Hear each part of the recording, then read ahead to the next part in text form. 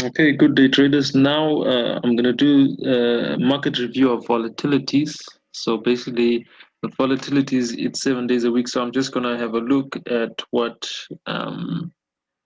has happened up until today, which is Sunday, 13th of June. And then I'll give you my predictions for the coming next couple of days. Okay. So let's just have a look here on the market review poll. You just come and vote at marketwisetraders.com/market review poll. So I haven't yet split this poll up, but basically I'm just going to pick the ones which are the top in terms of on volatilities. Up top, those are all Forex. So here I have falls, V1000 1%, V500 got 4%, V100 is 3%. 2%, V50. Okay, those are cryptos. I'm not doing cryptos on this one. So let's have a look. I say 3% V100S. This is what? V500 4%. Okay, so we'll look at V500 4% and then V100S. Okay, so let's have a look at that. All right, I said P500 and P100S. So let's just have a look at P100S. Okay, I do have templates here. So let me just go for my market maker template. Okay, so this is H1. Let me just start off. I love to do volatility starting off from H4. Okay, so let's just zoom out, see exactly where we are. Okay, so looking at this on H4, we can actually see that we have a bearish trend right here. Okay, you can tell that by just have a look at our EMAs. This is our 800 EMA over here. This is our 3200, and basically these EMAs more or less show us some form of a trend line. So we can see that on the H4 time frame, higher time frame, we are still bearish here on V100S. Okay, you can see this reset on the 800. So what am I expecting on the higher time frame? As I've seen this, I'll be expecting this to come up again to the 800, play around, and then break that next low. Okay, if there's any rejection, it will reject somewhere around the 200 EMA and go back up. Okay, so let's look at this on a smaller time frame. Okay, let's have a look at H1. Still the same thing as what I said, that purple EMA. So with volatilities now, you count in points and it will depend on your lot size. So you'd have to check at how many points this is to move. So you've got like about 55, what is that? About 56,000 points upward. That's if we're going to see a buy right here.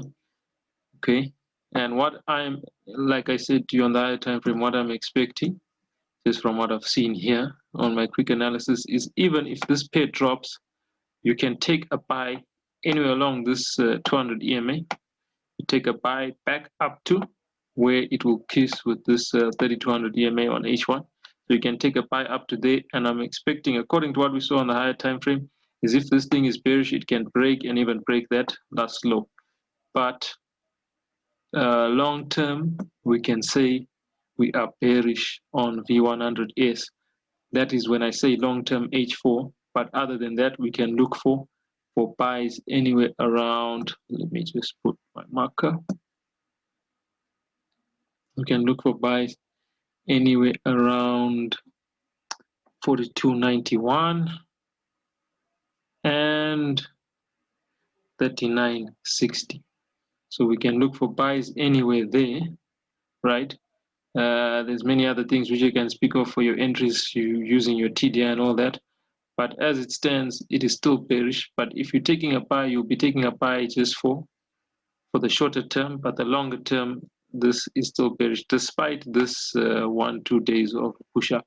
Okay, so just look for, as I said, if you get a reset for a buy anywhere here at around this 42.10 mark, or at around this 38 mark, 38.30, somewhere there, for buys. Okay, so this is what I'm seeing currently on V100S.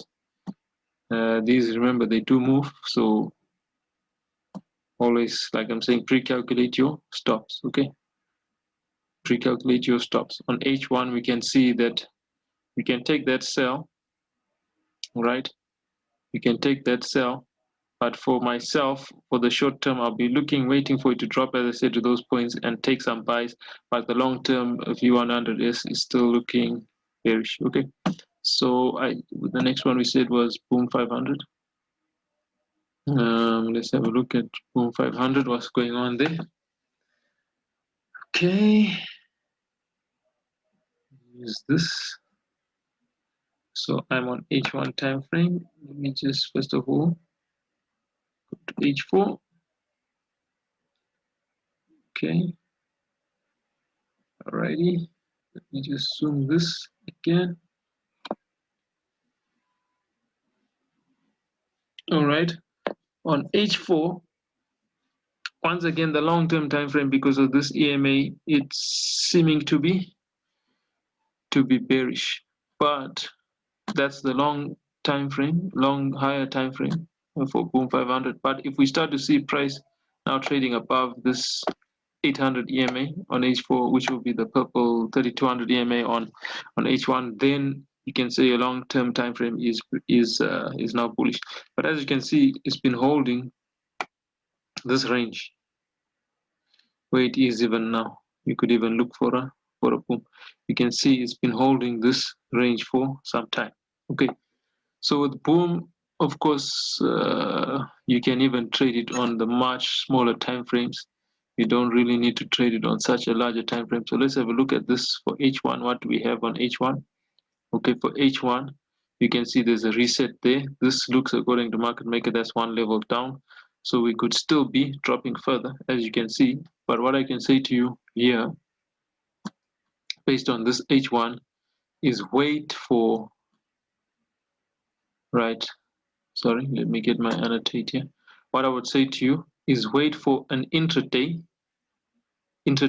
setup to form, like sort of an intraday W or head and shoulders or triple bottom, something like that, with a nice TDI confirmation when the TDI is starting to point upward, and then you can start taking this thing for a boom. But now I would not say to you buy this. I would not say to you buy boom now. I would not say to you buy. Do not buy. Now is not the time to be buying, and you know that this is a I would rather advise you to buy the boom pairs than to try and sell them. Of course you can, but it's very risky. But I would rather advise you to wait for this thing to be bullish. Right now it's not bullish. So up until you get a nice setup and you get your peak lock right of the 13 and 50 crossing, then you can start looking for buys. But right now I wouldn't advise you to even trade this at all. Okay, so that's what I see on these two. I hope that this has helped you. Remember, just go and vote. They're on marketwisetraders.com. You can follow me on all the social media platforms, and I hope this has helped you. Happy trading, guys.